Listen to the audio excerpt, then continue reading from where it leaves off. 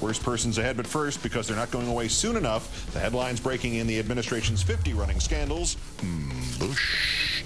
Number 3, global warming gate. The Energy Information Administration has just finished compiling its data for 2007, and U.S. greenhouse gas emissions are up 1.4% from 2006, meaning they're up 17% from 1990.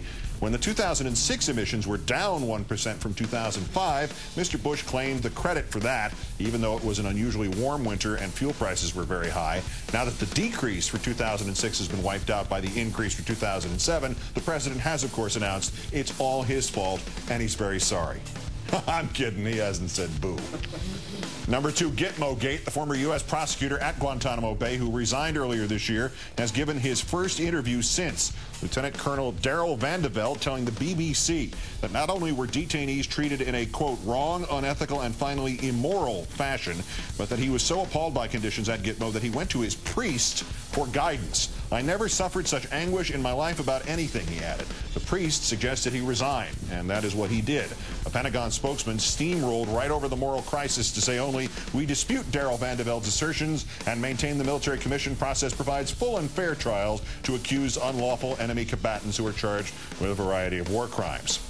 At number 1, Gonzo-Gate, as the Bush administration sinks slowly in the West and the Obama administration rises without any evident hurry to prosecute anybody in the Bush administration.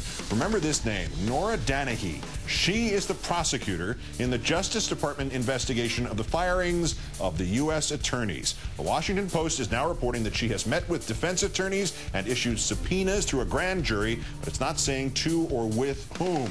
But our friends at TPM Muckraker have apparently figured out at least one of the names. They interviewed the spokesman for Alberto Gonzalez, Bob Bork Jr., who said that while Gonzo's lawyer had reached out to Ms. Danahy as the investigation began, he did not believe that Danahy had formally contacted Gonzo.